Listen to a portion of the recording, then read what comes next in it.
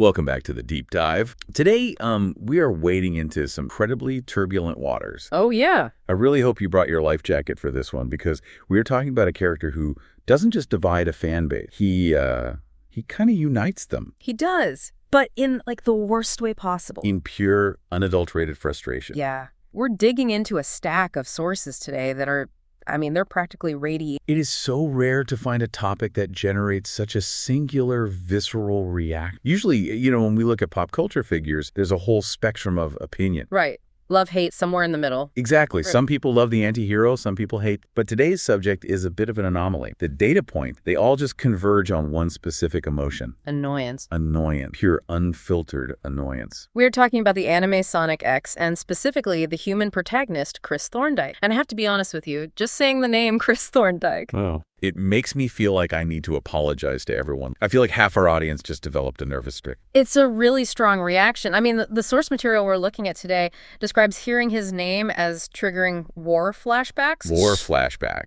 Come on. That is so intense. We're talking about a cartoon character here. I know, not a geopolitical conflict, but the source is very specific about the physiology of it. It mentions eye twitching, teeth grinding, going Super Saiyan, and the sensation of going Super Saiyan out of sheer irritation. So if you're feeling that right now, if your blood pressure just spiked, you are not alone. That seems to be the baseline. It's just wild because the show is called Sonic X. Mm-hmm. Sonic the Hedgehog. The blue blur. Fastest thing alive. But if you ask the fans, and we have got plenty of forum threads and video essays in our source stack to back this up, they will tell you the show felt a whole lot more like the Chris Thorndyke show. Featuring Sonic, yeah, as his special guest. And that really is the core grievance, isn't it? The perception that Chris is this privileged, spoiled, rich kid who he hijacks the spotlight. Completely. He sidelines canon characters, Tails, Amy, Knuckles, the characters people actually tuned in to see. And he acts so incredibly clingy. He just absorbs screen time like a sponge. So here's our mission for this deep dive. We acknowledge the hate.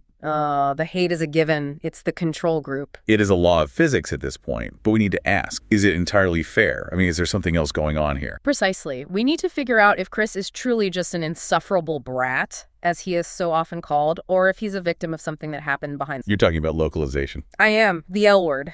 And specifically a company called 4Kids Entertainment. Oh boy, 4Kids. If you grew up in the early 2000s, you know that logo. You probably have some very confusing memories associated with it. You definitely do. And our source material posits that 4Kids might be the main culprit behind the worst perception. So we're going to do a forensic analysis. We're going to look at censorship, we're going to look at character psychology, and we're going to look at some missed storytelling opportunities that are, frankly, kind of heartbreaking. Okay, let's unpack this. Sure. Because before we get to the defense, before we even try to salvage this kid's reputation, we have to establish the prosecution's case. Lay out the chart. Exactly. Why do people hate this kid so much? Because it can't just be he talks too much. No, it starts with the classic, the spoiled rich kid trope. And we aren't talking, comfortably middle class here. Not even dad's a doctor rich. No, we're talking wealth on a level that is hard to even comprehend. Like Richie Rich levels. Exactly. Or Bruce Wayne.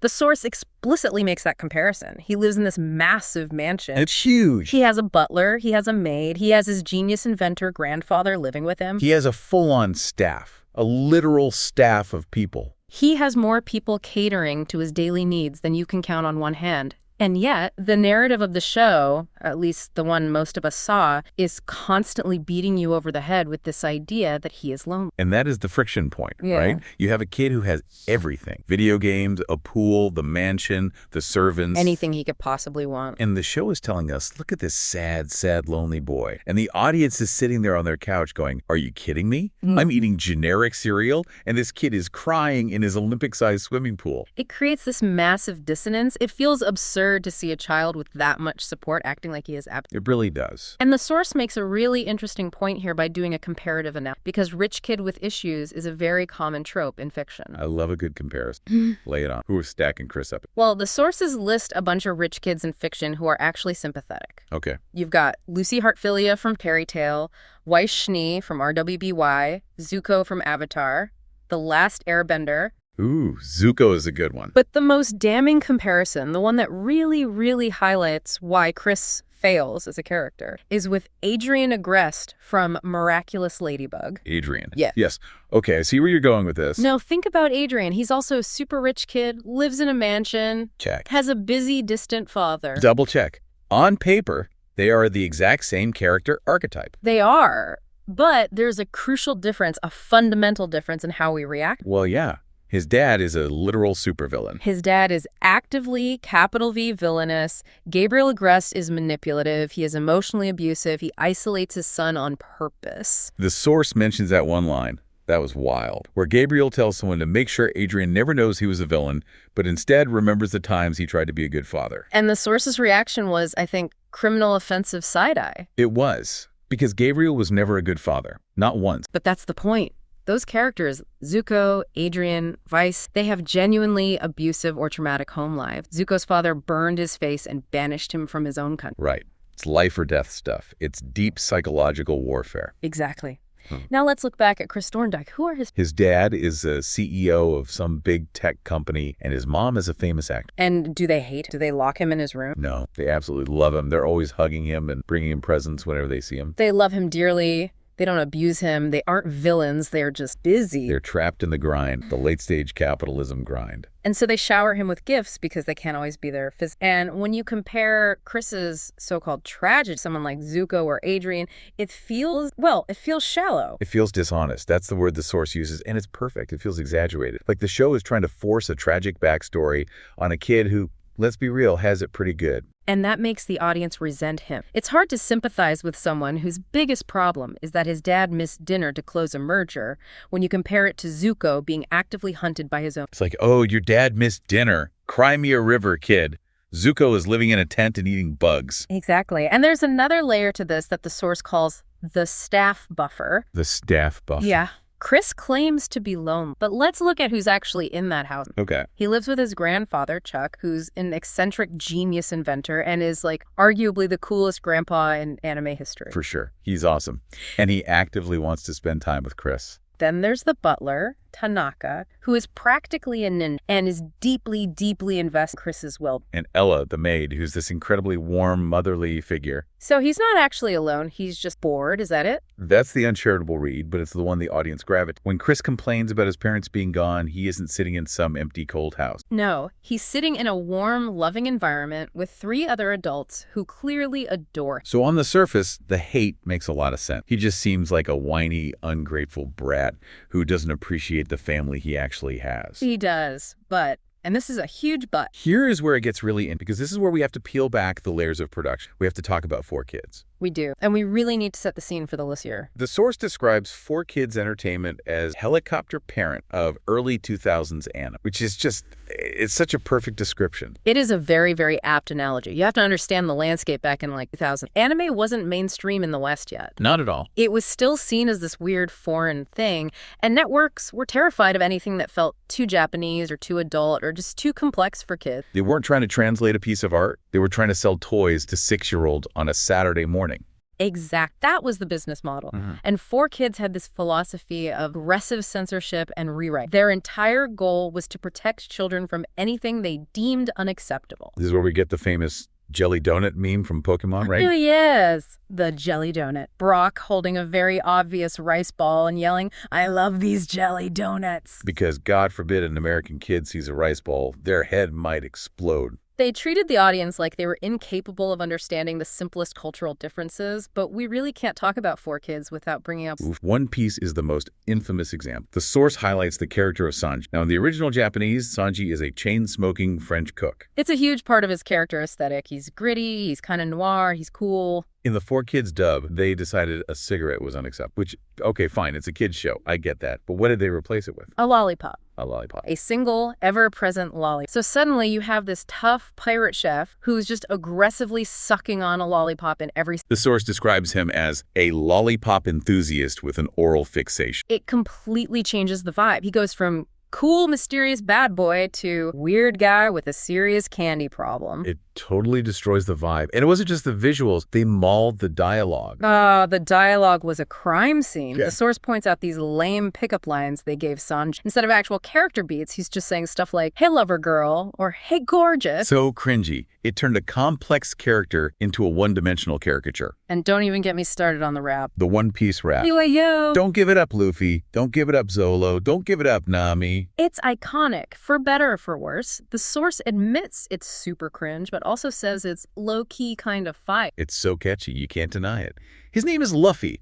That's Monkey D. Luffy. King of the pirates. He's made of rubber. Yeah, it's memorable. But it shows the mindset of Fork. They were trying to package these complex shows for a very specific, very young Western audience. They didn't care about preserving the original intent at all. Not in the slightest. They wanted to make it cool by American standards, which usually just meant making it louder and dumber. So, okay, how did this helicopter parenting impact our boy Chris Thorndyke? Because he doesn't smoke, so they didn't have to give him a lollipop. No, but they did something that was, I would argue, much worse. Oh. They destroyed the nuance of his psychology. They completely gutted it. How so? Okay, so in the original Japanese version of Sonic X, Chris's clinginess isn't just portrayed as him being annoying. It's portrayed as the direct result of genuine neglect and a deeply warped sense of love. A warped sense of love. I mean, that's a heavy phrase for a show about a blue hedgehog that runs fast. It is. But there is a specific scene that 4 kids cut entirely. It's a flashback. And this right here is the smoking gun for the defense. Okay, tell us about the deleted scene. Paint the picture for us. It's a flashback of Chris as a toddler, a baby, really. And in this scene, he's bargaining for affection. Irritating, like negotiating with his parents? Yeah. The source describes it as absolutely heartbreaking. He's trying to negotiate with his parents around just to get them to stay with him or even just to look. So he's already learned that attention isn't free. He's internalizing their absence as a failure of his own behavior. He thinks, if I stop crying, maybe they won't. If I'm a perfect, quiet little boy, they will stay. That changes everything. It absolutely does, because that one little scene explains his entire codependence. It explains that from a very, very young age, Chris learned that love is not something you just get. You exist. It's something you have to earn. It's something you have to earn. And if people leave you, like his parents constantly leaving for work, it's because you failed.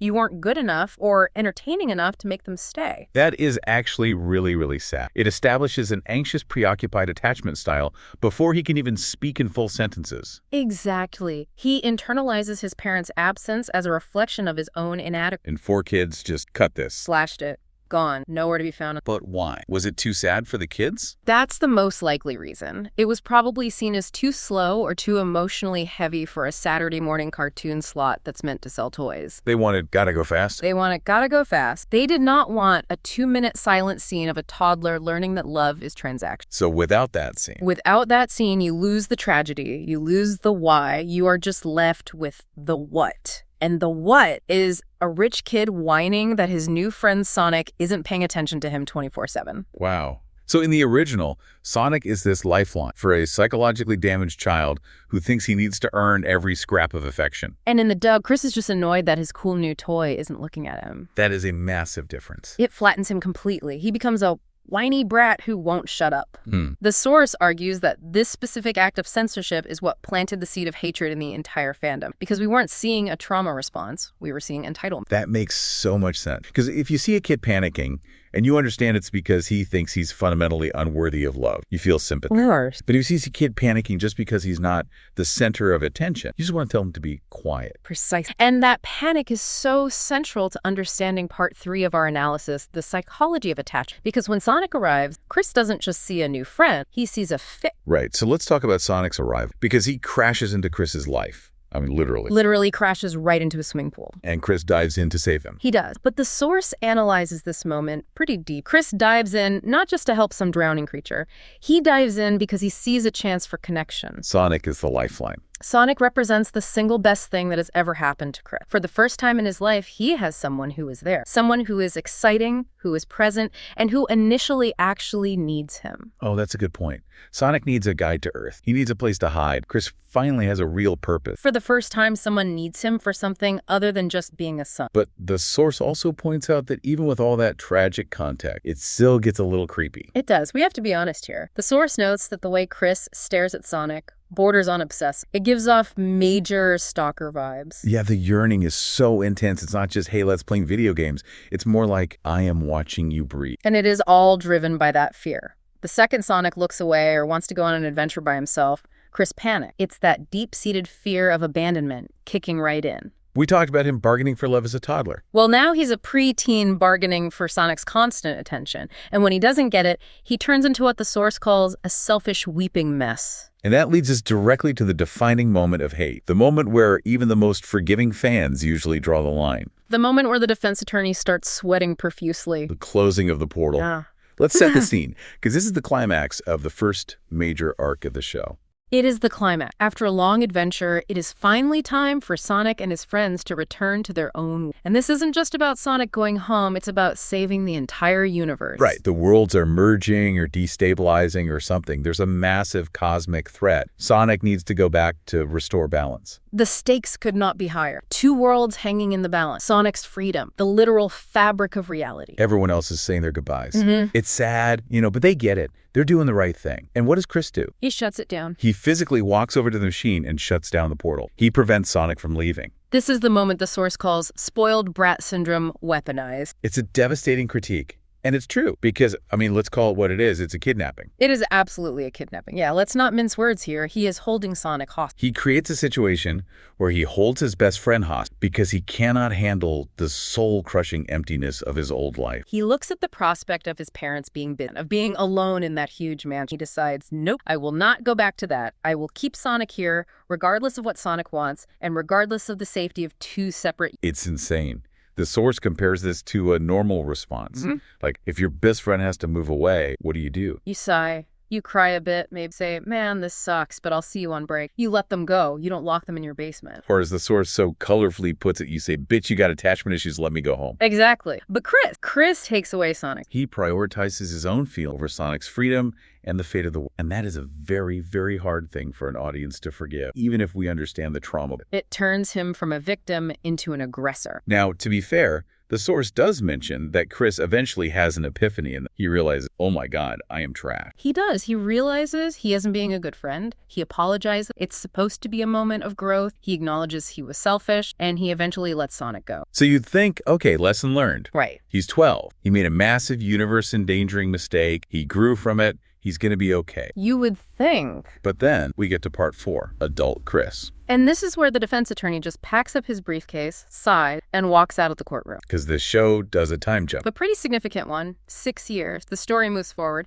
And Chris is now 18 years old. Legal adult. Yes. And we have to look at his life. The source really emphasizes this. Chris Thorndyke at 18 is crushing it. He's a successful scientist. He's brilliant. He's followed in his grandfather's footsteps. He has loyal friends who have stuck by him for all these years. And he has a girlfriend. A very nice girlfriend named Helen. He has everything. He has built a life for himself. He has seemingly overcome the whole lonely kid narrative. He has people who love him. He has a career. He has status. And what does he do with all of that? He dumps it. All of it. Everything. The friends, the career, the girlfriend. Everything. He throws it all in the garbage to build a portal to go find Sonic. This is not friendship anymore. This is a pathology. This is obsession. It is a complete refusal to grow up. The source argues that you'd expect an 18-year-old to have matured, maybe gone to therapy, and moved on with his life. But Chris hasn't moved on at all. He has spent 6 years fixated on the past. He has spent his entire young adulthood chasing a memory of a blue hedgehog. And there's a detail about the portal that I found so disturbing. The source highlighted this and it just gave me chills. The password. He puts a password on the portal he built. Yes.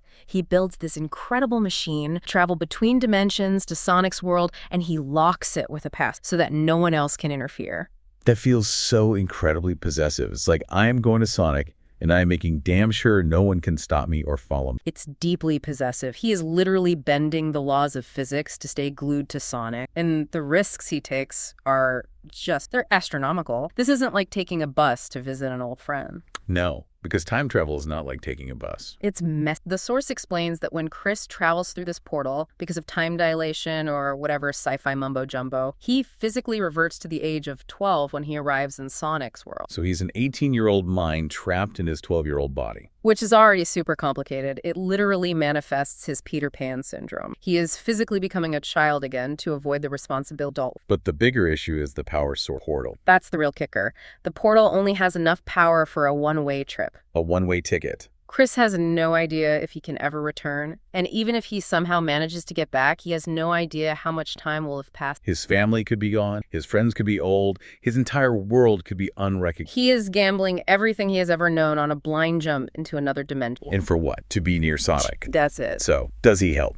Oh. When he gets there, Is he like a valuable asset? And that is the tragic irony of it all. The source says he becomes a walk. I mean, think about it. He's in Sonic, a world full of superpowered animals and killer robots. He has no super sped. He has no super strength. He can't fly. He can't do anything. He is just a human kid. A human kid who needs rescuing all the time. Constantly. He inserts himself into these incredibly dangerous situations, but he brings nothing to the table tactically. And the source notes that his one superpower on Earth, his immense wealth, is totally useless in Sonic's world. You can't buy off Dr. Eggman. You can't bribe a robot army. So he actually makes the team weaker. In a way, yeah. He distracts them. He becomes the permanent damsel in distress. And the source argues this isn't bravery. It's a profound refusal to live his own life. He would rather be a useless burden in Sonic's world than a successful, loved adult in his own world. And when you put it that way, it's just incredibly frustrating. It makes you want to shake him. It almost validates all the hate. It does. It shows that the spoiled brat tendencies weren't just a phase, they were a core character. It suggests that the trauma we discussed earlier, the fear of abandonment, the need to earn love,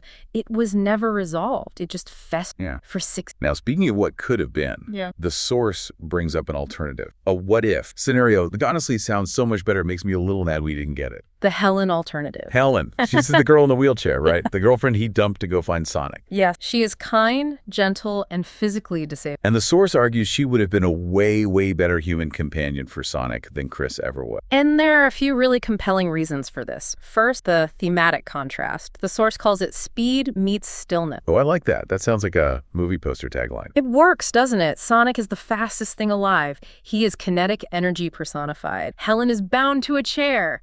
There's this natural poetic contrast there. Sonic, showing her the world, giving her a freedom she doesn't have. It writes itself. It's genuinely heartwarming. It's beautiful. It gives Sonic a clear purpose on Earth beyond just fighting robots. It gives him an emotional anchor. But there's a deeper lore connect, the Maria. Yes. Shadow the Hedgehog. We can't talk about this era of Sonic lore without bringing up Shadow. Oh, absolutely. For those who might not know, Shadow has this incredibly tragic backstory involving a girl named Maria Robotin. She was his only friend on the space colony Eric, and she died tragically. She is the catalyst for his entire... And Helen resembles her. Heavily. The source points out that Helen resembles Maria in a way Chris never could. She's not terminally ill like Maria, but she has that same gentle spirit and lives with a physical limit. So if Shadow saw Helen, it would hit him right in the feel, as the source so eloquently puts it. It would have provided this deep emotional resonance for Shadow. It would have made his interactions with the human cast meaningful. Instead of just seeing annoying human child number 4, he would see a ghost from his past. Instead, we got Chris trying to fight Shadow and just getting smacked down immediately. We got Chris trying to be an action hero,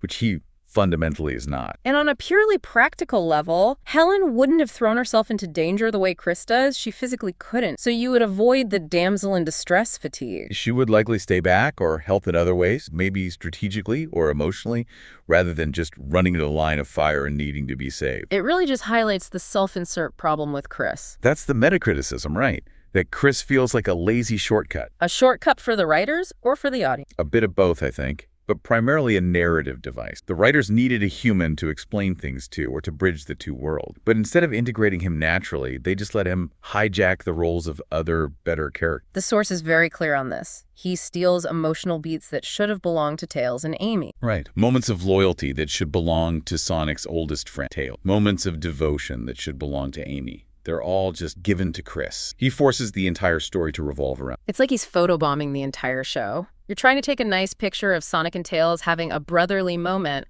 and Chris just jumps right in front of the lens, waving his arm. He absolutely is. And the source concludes that the fundamental flaw, beyond the bad dub, beyond the voice acting, is that Chris inserts himself into a story that really doesn't need him. That is harsh. A story that really doesn't need him. But it rings true, doesn't it? If you remove Chris from the plot, does the story fall apart? Or does it actually give Tails and Amy more room to breathe and be themselves? I think we all know the answer to that. You take Chris out, and suddenly Tails gets to be the best friend again, Amy gets to have her moments, the show becomes Sonic X. So, okay, let's try to summarize our find. We set out to see if Chris was a victim of bad localization or just a fundamentally bad character. We've looked at the 4 kids censorship, the rich kid trope, the attachment trauma, and the adult regression. And the verdict seems to be? Yes. Both. Both. It's a compound fracture. 4 kids absolutely 100% ruin the nuance. No question. They took a neglected child with complex, tragic attachment issues and turned him into an annoying, lollipop-adjacent brat. They cut the scenes that made him sympathetic. They silenced the why. Right. But even with the Japanese context, even if you restore the deleted scenes and watch the original version, Chris's actions, especially as an adult, they're pretty indefensible. They are trifling, to use the source's word, and I think that fits He perfectly. is fundamentally selfish. He holds Sonic hostage at age 12. He has this big realization that it's wrong. And then, at age 18, he does it all over in a different way. He blows up his own life and potentially endangers reality just to satisfy his own need for connection. It's the good friend fallacy. He thinks he's being a good friend, but he's actually a terrible one because he can't let go. Exact. Real friendship, real love, involves letting the other person grow and even leave if they need. Chris doesn't support the people he loves. He consumes them. He devours them to fill a void itself. That is a dark thought, that he's a consumer of people. It is. Which brings us to our final thought for the day. And I want to leave the listeners with something to chew on here, because we've been bashing this kid for a while, but maybe there's a mirror in all this. We often talk about heroic self-sacrifice in story. Sonic is willing to die to save the world. Right, that's what heroes do. It's the core of heroism. But Chris represents something else entirely, something the source alludes to. Not heroic sacrifice, but heroic selfish, or maybe fanatical self. What do you mean by that? Well, think about the fandom. Think about us as fans. We love these characters, right? We want more of them. We want them to stay on our screens forever. We never want the show to end. We don't want the portal to close. Exactly. Chris is the physical embodiment of that desire. He represents the dark side of fandom itself, the desire to possess the characters we love, to keep them locked in our world for our own enjoyment, even if it ruins their story, even if it makes no sense for them to stay. Whoa. So when we hate Chris, are we kind of hating the part of ourselves that won't let go of these fictional worlds? It's possible. He's the fan who climbs into the TV and refuses to leave. And maybe that's why he makes us so deeply uncomfortable, because he's doing exactly what a part of us wishes we could do, and he's showing us just how ugly and selfish it acts. That is a little unsettling. I feel like I need to go apologize. Or maybe just go outside for a bit. Just a little self-reflection. Well, on that note, I think we need to go process this. Maybe stare at a wall for a little while. Or, watch the Japanese sub. Yes, check the sources, watch the sub, see the deleted scenes for yourself, and make up your own mind. But for now, thanks for diving deep with us. Until next time. See you later.